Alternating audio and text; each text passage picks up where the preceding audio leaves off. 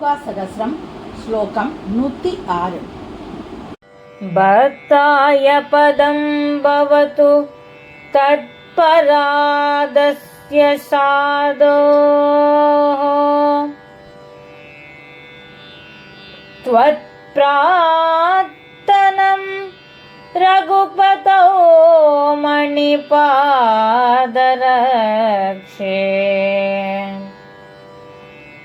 केनाशयेन समुनिः परमार्दर्शी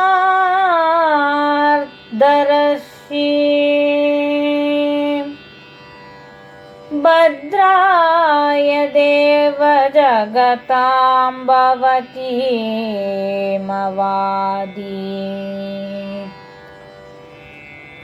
श्रीमान वेंकटनाथार्य कवितार्किककेसरी वेदांताचार्यवर्यो मे सन्निधत्तां सदाकृति।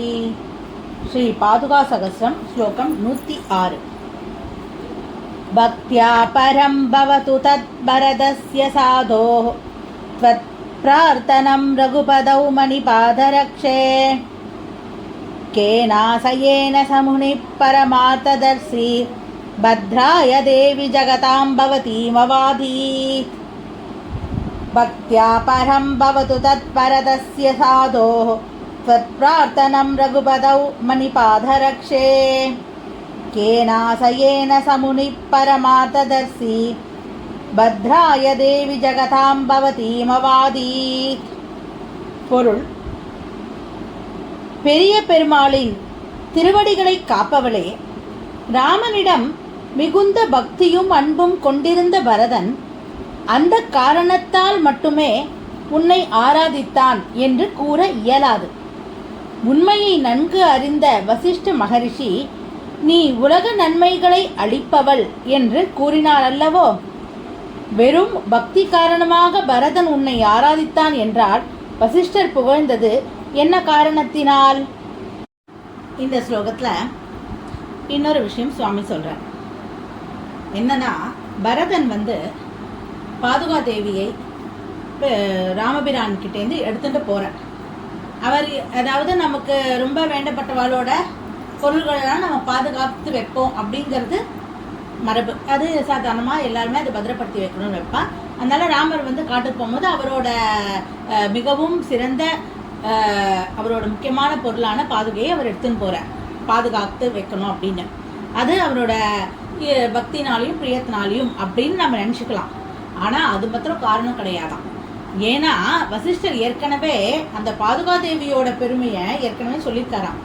என்னன்னா, பாதுகாதேவி இந்த உலகத்துக்கான நன்மைகளை அளிப்பவள், உலகத்துக்கு உண்டான நன்மைகளை அளிப்பவள். அப்போ ராமபிரான் இல்லாத நேரத்துல அவ உலகத்துக்கு நன்மை அளிப்பதற்காக அதை பரதன் எடுத்துன்னு போனோம் அப்படிங்கிற மாதிரி தான் வசிஷ்டர் சொல்லியிருக்க. பாதுகாதேவி பாதுகை மிகவும் அனைவருக்கும் நன்மை அளிக்க கூடியவள் அப்படின்னு சொல்லி சொன்னதை தான் பரதன் காமிக்கிறார். பரதன் சொல்றார். இப்போ இது ராமாவதாரம் இல்லையா? ராமாவதாரத்துல ராமபிரான் பெருமாள் என்ன சொல்றார்? நான் என்னோட அவதாரத்தோட நான் பரமாத்மா, நான் பரமபுருஷன் அப்படிங்கிறத நான் ஸ்தாபிக்க மாட்டேன் அப்படின்னு தான் சொல்றார் இல்லையா? அப்படி ஸ்தாபிக்க மாட்டேன்னு சொல்லும் பொழுது பாதுகாதேவிக்கு இத்தனை பெருமைகள் உண்டு, பாதுகாதேவி அனைவருக்கும் நன்மை அளிக்கக்கூடியவள்ங்கிறத வசிஷ்டர் எப்படி சொல்வார்?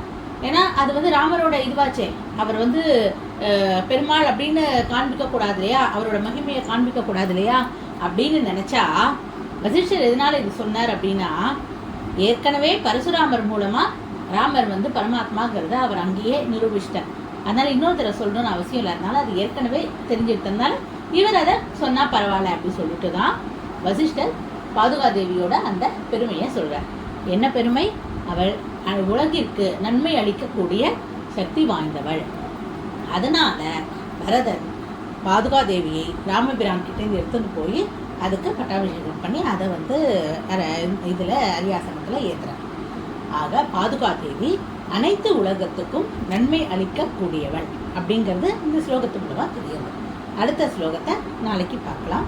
கவிதார்கிக சிம்மாய கல்யாண குணசாலினே ஸ்ரீமதே வெங்கடேஷாய வேதாந்த குரவே நமஹ.